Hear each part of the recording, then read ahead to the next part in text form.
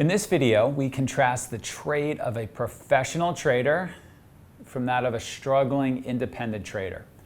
Multiple variables are strung together to make a professional trade as opposed to relying on some off-the-shelf technical indicator or one variable.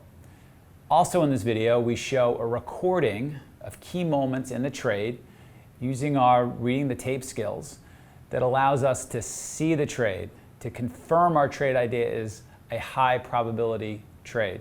For those who love to see the actual price action, the tape, while we discuss a trade, you will particularly appreciate this video. In short, this trade is an example of elite active trading to help you improve your trading.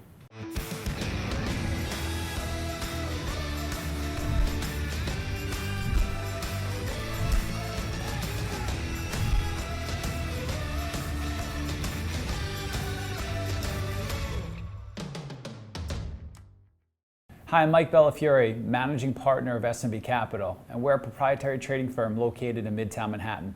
And I'm also the author of the trading classic, One Good Trade, and the Playbook. Go ahead and click our subscribe button so you don't miss any of the videos that we're producing for you in the trading community. In this video, you're going to see a contrast between a professional trade and a lesser trade. You're also going to learn how to make a breaking news trade, how we attacked a recent China trade war headline, what news catalyst was most important to send Apple trading higher, how to string together multiple variables for an A-plus trade. And as always, we hope the biggest reward from videos like this we're producing for you in the trading community is how to think through a trade like a pro. For those who want to see winning trades to add to your trading business, check out this video. If you want to learn 3 real-world setups that our traders use, including the simple setup that we teach all of our new traders, and the setup that turned one of our traders into a 7-figure big money earner, check out the free webinar that we're currently running. Just go ahead and click the link that should be appearing right now at the top right-hand corner of your screen. That's going to open up the free registration page in a new window. Don't worry, you're not going to lose this video. You can also visit tradingworkshop.com to register for this free, intensive, awesome workshop. You're going to learn more in a couple of hours from this trading workshop than from years of online education. So this is a breaking news long trade in Apple. So the overall trade idea is on the backbone of the trade war with China being a major theme in the markets for at least the past year, but the rhetoric in that has been really heavy in the past week and has caused a lot of swings in the market. These breaking news trades can have a lot of edge, especially in this high VIX environment when news comes out over the squawk or on the tape that hasn't already been priced into the market. In this case, news came out about the tariffs with China, and then more news came out moments later that specifically involved Apple, and that's where the breaking news trade came from. Okay, so we'll go over just the backstory. The trade war and tariff news in the past few months has created a lot of market uncertainty and volatility, as Houston mentioned. And in this particular case, Trump had announced a few weeks ago that Apple would not be granted an exemption from the tariffs. So that was already priced into their stock price. Then there was a news catalyst which said that the tariff delays would include cell phones, in this particular case, iPhones, which is a major part of Apple's business. The R-vol was 2.5, and beta is 1.2, which means that Apple's very correlated with the overall market, and ATR is 5. So if the news is really positive or negative, we could potentially expect a move of up to $10. This is the long-term chart of Apple, and this is the 10-day chart. So you can see that it got extremely oversold as the market sold off since they're so correlated, and then it's been basing since then, and it's starting to form a higher low and a wedge. So any positive news could potentially cause it to break out. And then this is the intraday chart. Doesn't take a rocket scientist to figure out where exactly the news came out. Okay, so let's just go back a couple of slides and make the point that we've been focusing on of late, which is this is an example of how we are doing things differently than independent traders do things. So too many underperforming independent traders look for simple technical indicators and bet their money that these simple technical indicators are going to work. What we're doing here is we're putting together multiple variables. So we're going to have a news catalyst. In fact, in this case, we're going to have a double news catalyst that, based on our study, brings order flow to the marketplace, brings more buying to the marketplace than selling in a quick, more demand on the buying side is going to cause lots of buy orders to go into the marketplace. In of itself, that news. The news in of itself is going to bring buy orders into the marketplace. But that's not enough. We're then also, which I think you did a good job teeing up, we're also looking at our long-term charts and saying to ourselves, well, if Apple gets above a certain level in our long-term charts, that can bring buying as well, because technical people are going to be looking at that and get interested. Okay, so we're already putting together a couple of different variables, and we're going to put together more. So keep going. Great, yeah. So you see the intraday chart, you see the volume pickup there. So this is the intraday chart for the SPY. As I already mentioned, SPY and Apple are very, very correlated. So if SPY is strong, that will add an extra layer of conviction on our Apple trade. You can see where the initial news hit the tape. That was the first pop in SPY. And then you can also see on the breakout when the secondary news hit. Can you just highlight that? The first initial trade news hits, you have that arrow there. I see that. Initial trade news hits the tape, but you just circle that. Okay. And then the secondary trade news hits the tape right there. Also note the increase in volume in both cases. Okay. And the secondary trade that hits the tape is the tariffs for cell phones are going to be lifted. As well as a sea of other, as well as a sea of other products, and it's confirmation from both sides that it's going to happen until December. All right, so the first initial news that hits the tape is that tariffs are going to be lifted until December. Yeah. And then we start to get on our squawk extra news, more detailed news that it's going to include, the lifting of the tariffs is going to include cell phones. And so immediately you're thinking that's going to be really good for Apple and people in that space.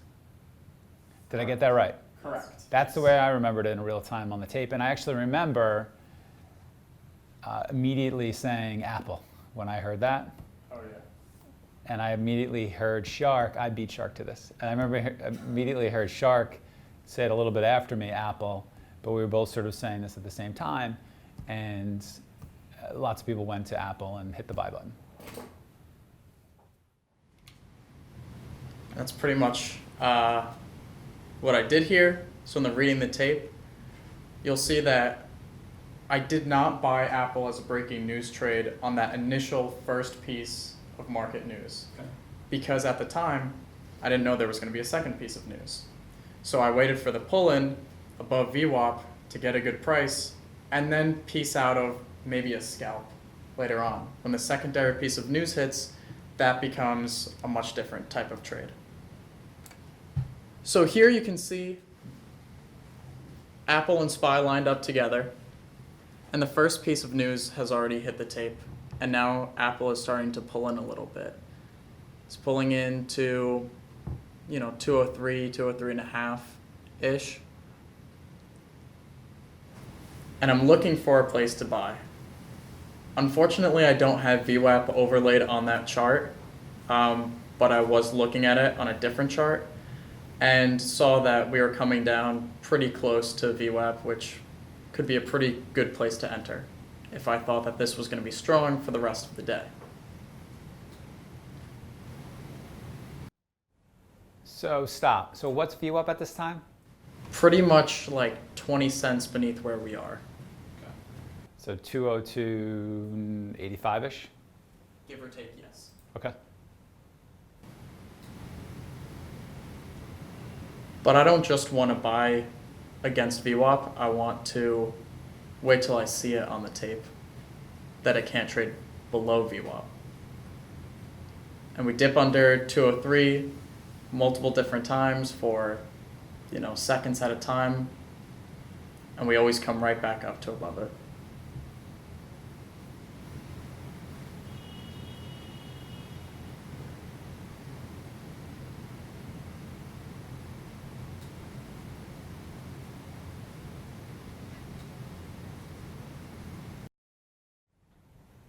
Yeah, so there's some buying there against that 202.85 area. Twice we couldn't push below there.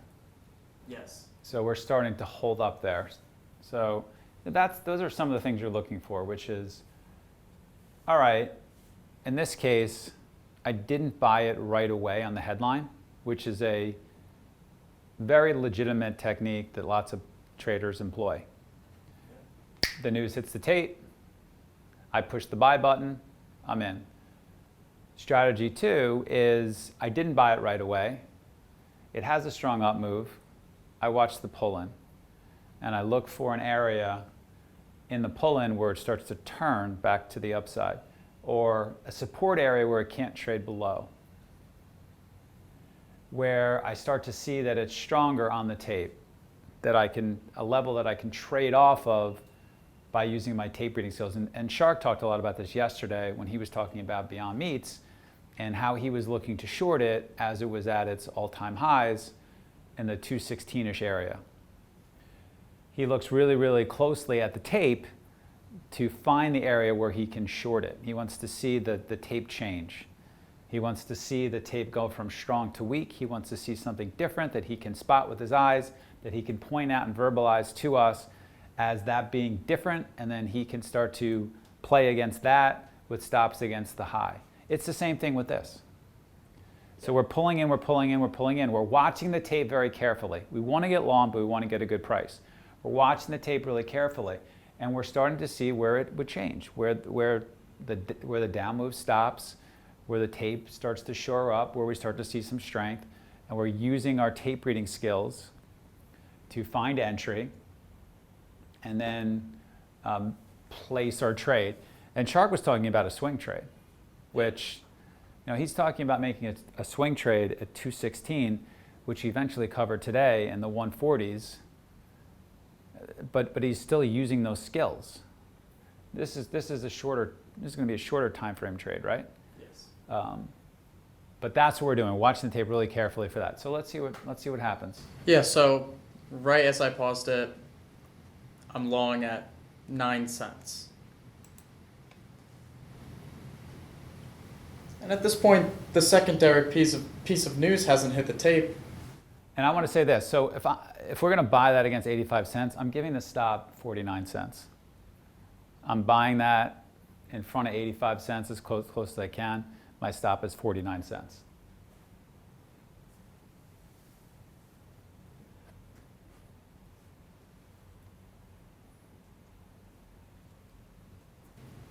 At this point, the time horizon for the trade is, very, very short.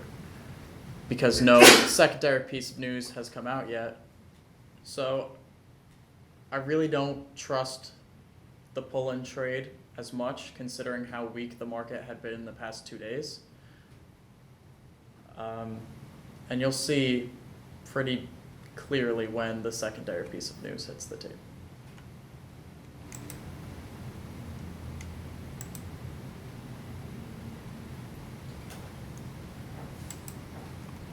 Yeah, so now on the left-hand side, you can see the SPY starting to rip up. And Apple is moving upward too, and it's very correlated to the market, but I haven't heard that involves cell phones. You can see in my news window up here, I know that tariffs are being delayed on some items, and specifically we need to find out what those items are. But I haven't seen cell phones yet, I haven't read cell phones yet, and I hadn't heard on our desk anything about cell phones or Apple's core business. And as soon as I do, obviously that's not covered on the tape, but you'll see me add to the position.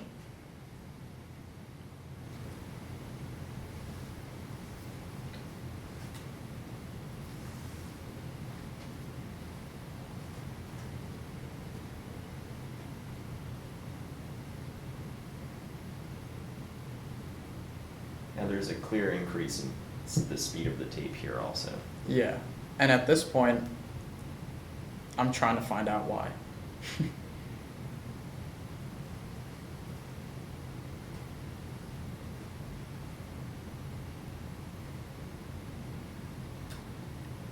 And I'm out of my scalp. That worked out better than expected, but I'm about to get back in when I hear, there you go, cell phones, cell phones, cell phones. That's when you and Shark are calling out Apple. Okay, so show me again where Apple is when we get across the squawk that it's going to cover cell phones. Any moment now when the SPY starts to rip upwards.